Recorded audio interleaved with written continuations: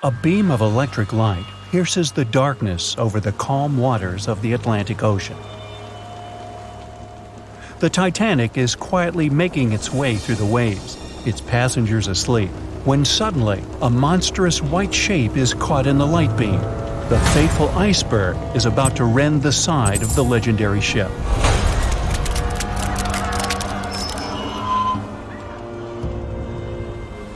April 14, 1912. Only 2 days before someone will take a photo of a giant iceberg with a pretty unusual elliptical shape.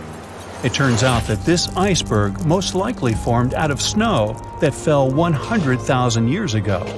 Researchers used computer modeling to figure out its origin. They used data from 1912 and added some new information about winds and ocean currents. They concluded that the iceberg was probably a part of a small cluster of glaciers in southwest Greenland. These days, it's possible to calculate the routes of such icebergs in any given year in the past. So the infamous chunk of ice was on its way from Greenland to an area further south from Cornwall. If the ship had passed through that region only 2 days later, the iceberg would have moved far away from the point where they met. At first, the weight of the most well-known iceberg in the world was 75 million tons. With time, it started to slowly melt away.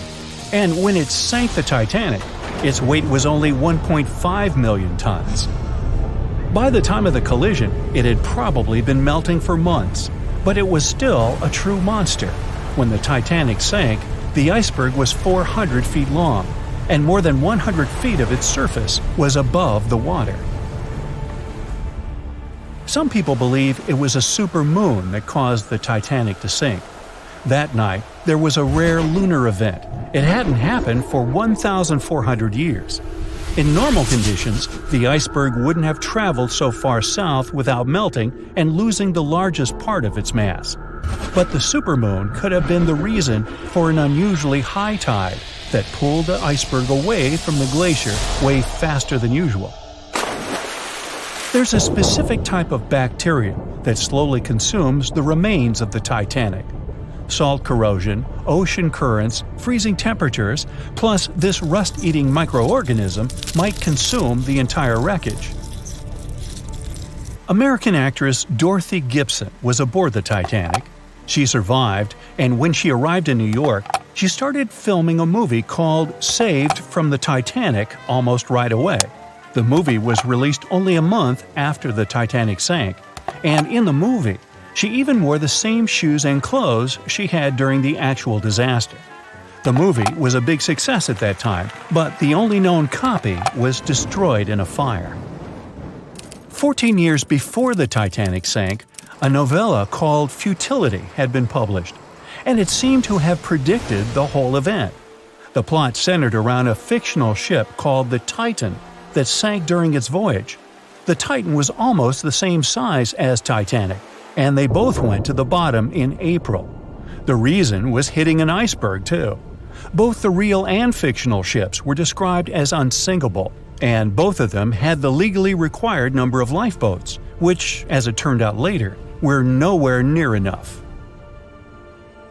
We've seen it in the movie, but there were some real-life love stories happening on the Titanic, too.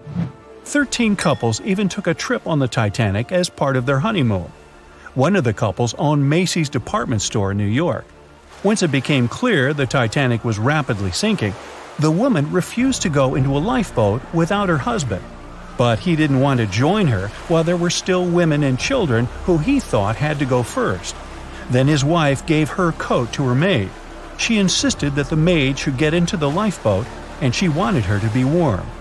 As for the woman herself, she decided to stay with her husband till the end. Some people believe Titanic sank because of a mummy, not an iceberg. It all started around 1000 BCE with a mysterious woman who lived in Egypt, in the city of Thebes. People knew little about her, but they called her a priestess. Her mummy was put in a wooden sarcophagus and covered with a large lid with the image of her face and some mystical inscriptions. This place had been hidden until the first half of the 19th century, when a group of locals accidentally came across it. They disturbed her peace. No one knows how, but the mummy disappeared that day without a trace. A couple of decades later, a group of rich friends from England traveled to Egypt and found the empty mummy casket with the image of the priestess, whose dark eyes seemed to be looking into the void. They decided to buy it, but the buyer disappeared the same night before he even got the case. All members of the group had some accidents. The casket changed its location a couple of times until it, as some believe, ended up on the Titanic. It took more than 70 years for a robot submarine to find the ruins of this legendary ship. The wreck lies nearly 13,000 feet under the surface of the Atlantic Ocean, split into two halves. Why did the liner break apart? No one knows exactly. Some think it happened because of the water that got inside when the ship collided with the iceberg. The pressure was so powerful it separated two parts of the vessel, starting with the ship's bottom structure. Others say it was because of the hull rivets. They had a high concentration of slag or smelting residue, and that's something that can cause the metal to split apart. The ship generally had many flaws, starting with the design. The watertight bulkheads weren't completely sealed on top. This allowed the water to flow between the compartments and, in the end, sink the vessel. The iron of the ship's rivets and steel of the hull ended up ruined because of high sulfur content, cold temperatures, and high speeds. The steel shattered and the rivets popped out quite easily.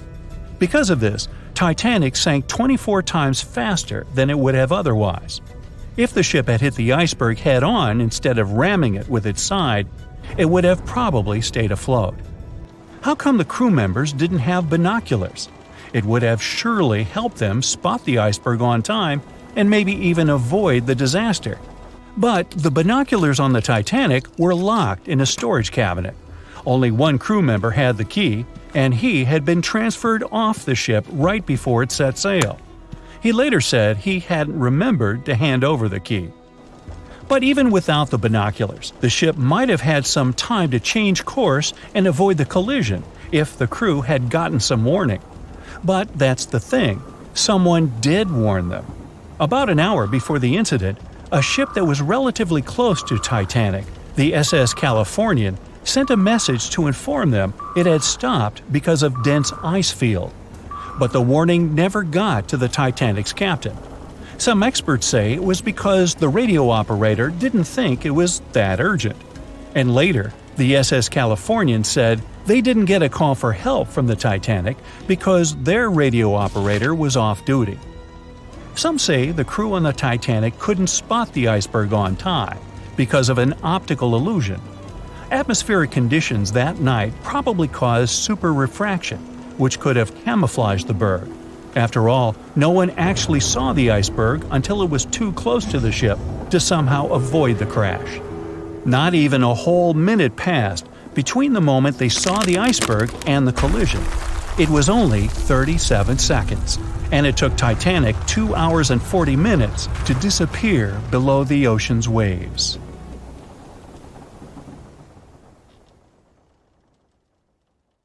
That's it for today. So hey, if you pacified your curiosity, then give the video a like and share it with your friends. Or if you want more, just click on these videos and stay on the bright side.